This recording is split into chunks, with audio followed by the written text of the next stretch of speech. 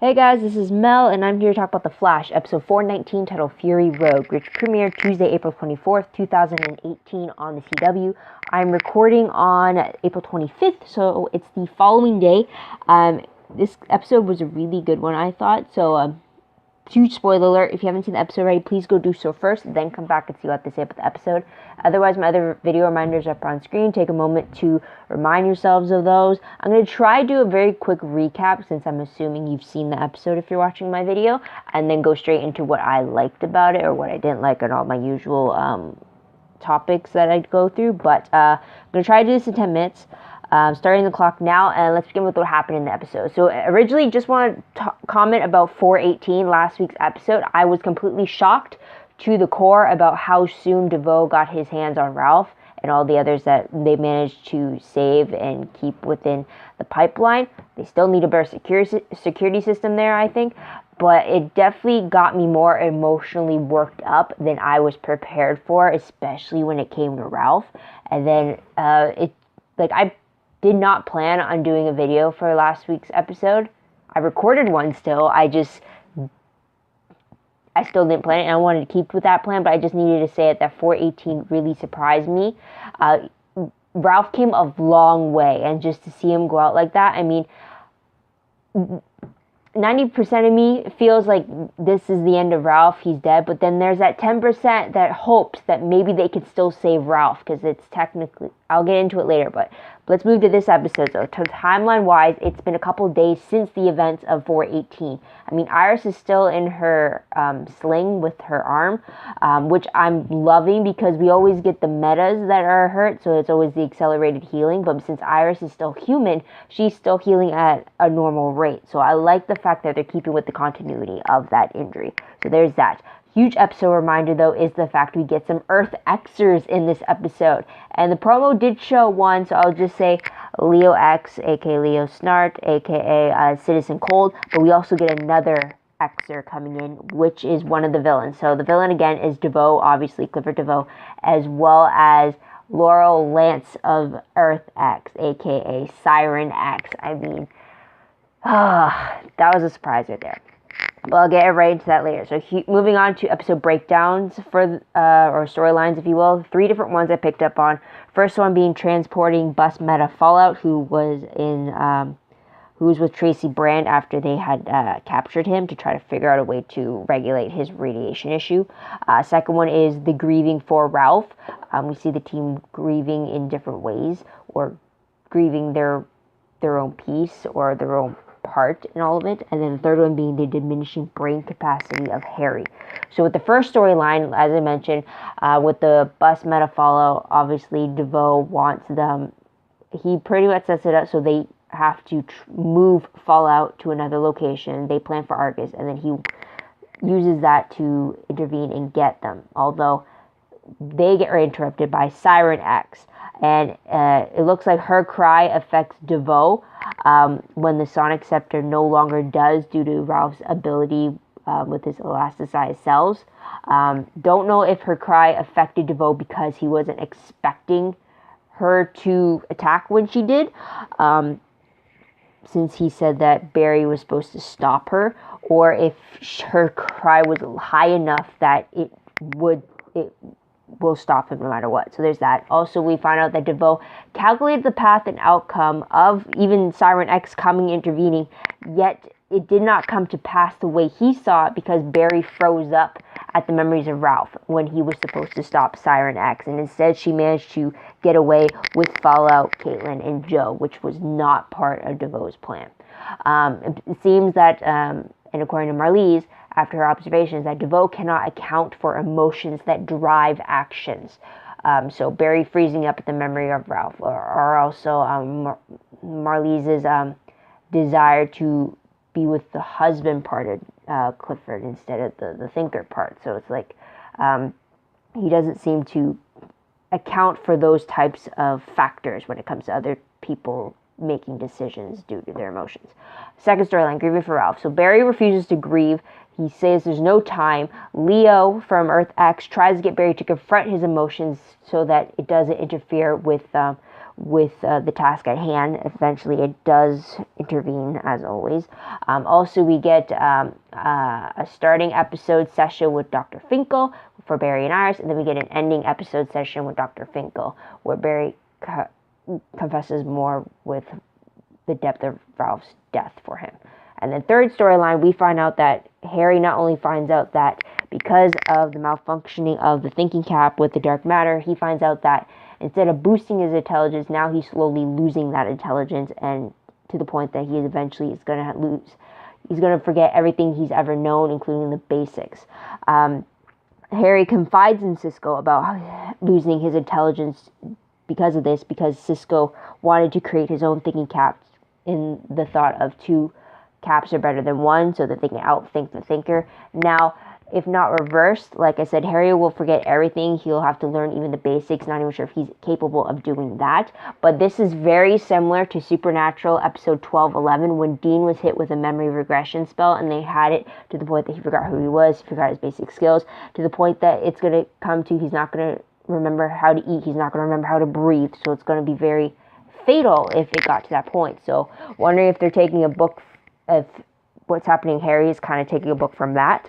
But we have to wait and see about that. But last moments of the episode show Clifford DeVoe having his eyes on Fallout at an Argus facility from the looks of it. And it looks like Marlize is also realizing that Clifford views her more as a pawn to his master plan of enlightenment than as his wife. Because he even said in this episode he doesn't want her to think, leave that to him. And he says from now on until our task is complete, you're just the technician, or you're not my wife, you're the technician. So kind of like get those wifey thoughts out of your head type of thing.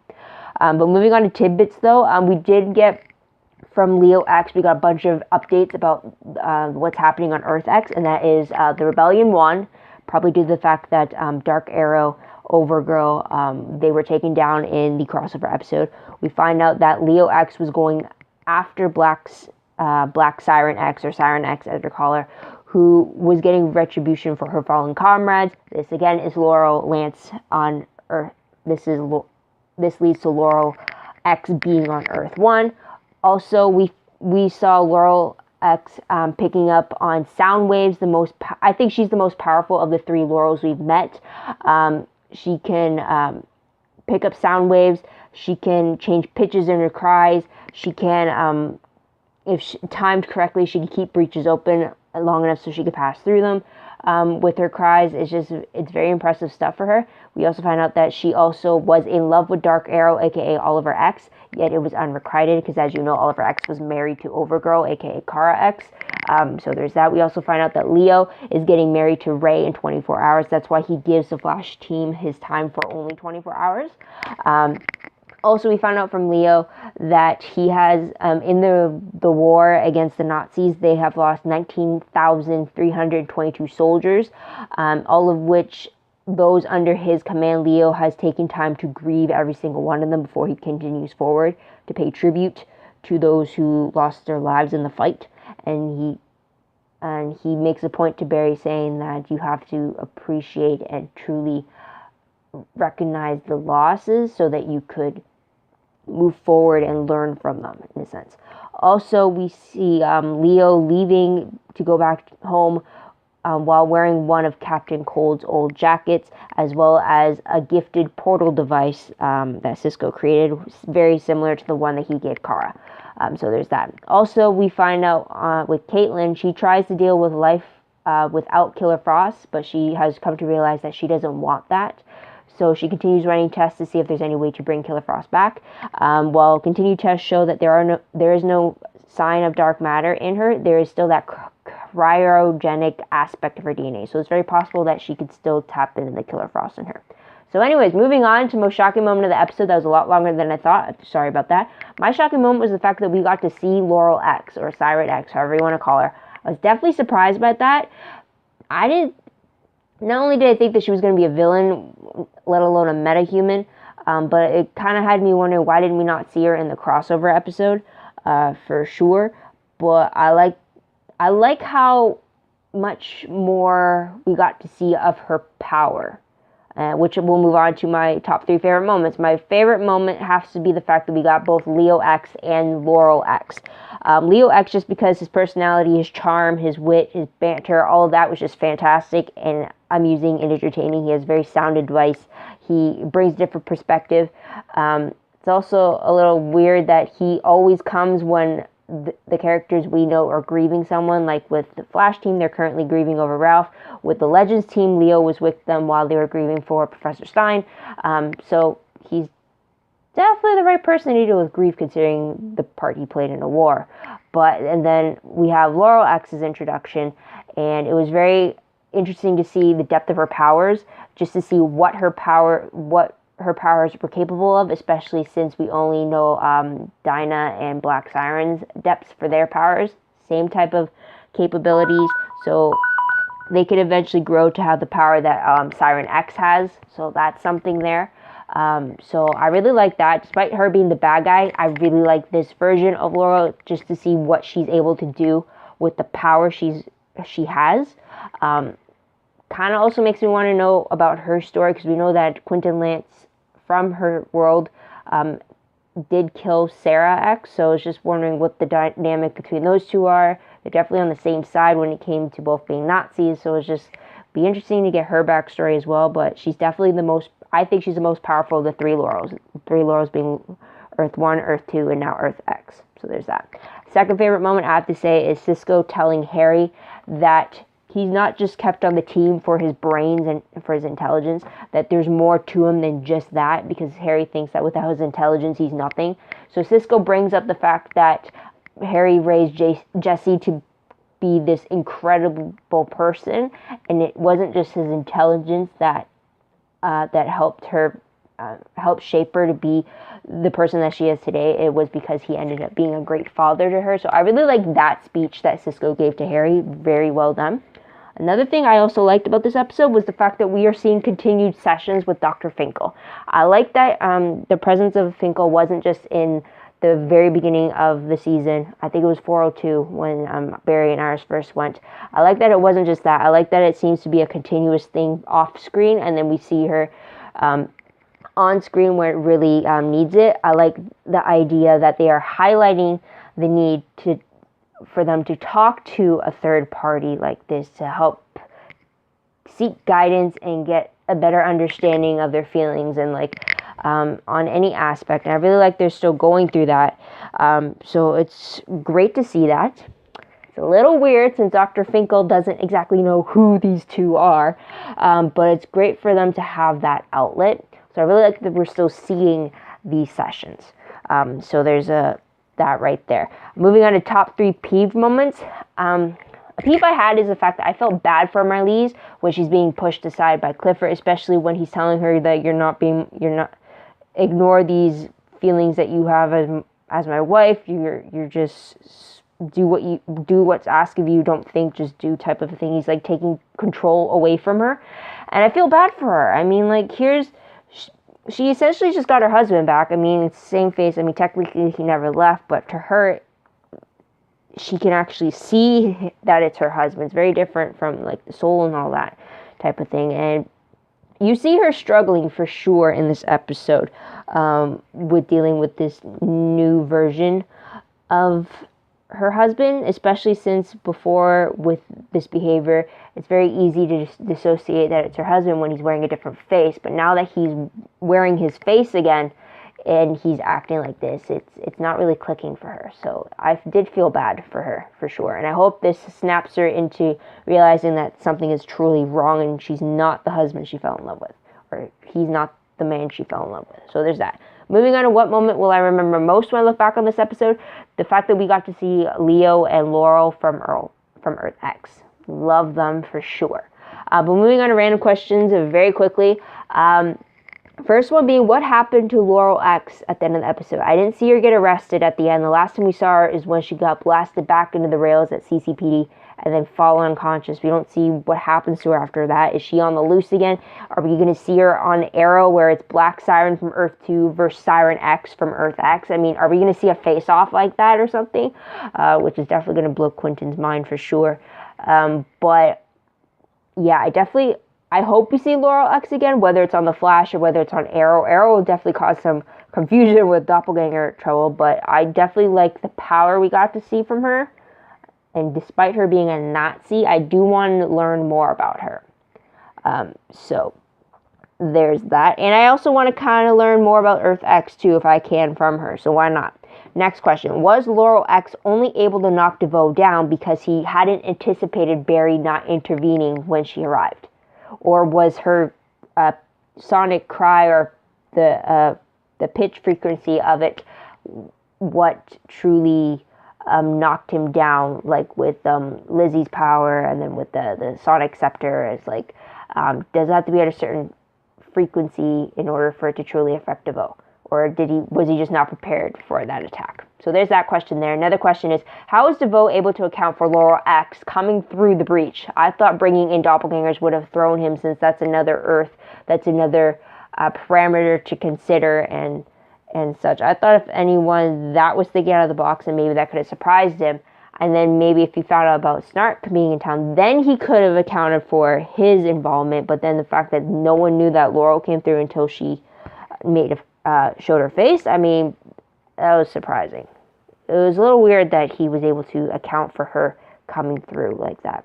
Anyways, next question. Is Fallout truly safe where he is now? I mean, he's in a virtual reality when he's on a beach while he's truly in a containment cell, and yet DeVoe has his eyes on him. So I'm wondering if Fallout is truly safe or not.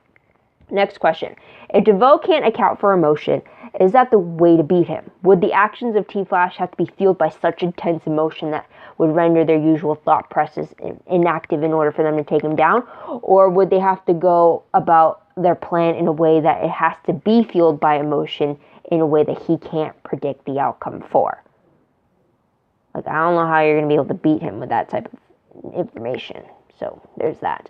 But another question, or the last one I should say, if Ralph is the last bus meta that DeVoe absorbed, is there a chance that his subconscious could be saved? All you have to do is just kick the Thinker's subconscious out of Ralph's body, and maybe Ralph can still be saved inside. I mean, I know it's different for the other bus metas. You can't, unless you can find a way to transfer them back into their own bodies, but is there a chance to save any of them, if at all, Ralph? I hope so. I liked Ralph. I liked the different aspect he brought to Team Flash, and he grew so much, and he had such a huge development. It sucks that he's dead after he started paving a new life for himself.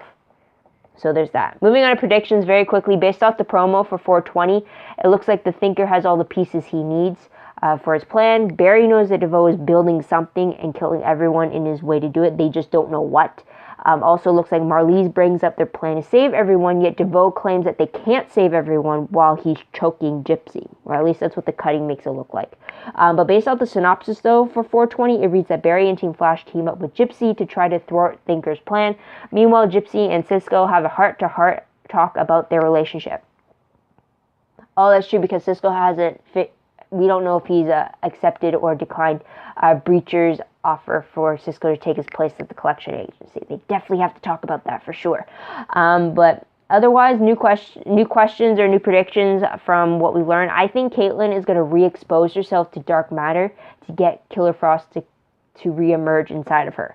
It's either that, or she has to find a way to come across DeVoe so that she can get that dark matter back in her through his touch, through Melting Pot's powers, but I doubt that. That's more dangerous than ever. So I think she's just going to maybe use the Time Vault if there's still dark matter in there, or she's got to find some way to get herself exposed to dark matter again in order to get Killer Frost back. But I think if she does that, the dynamic between the two of them might have shifted.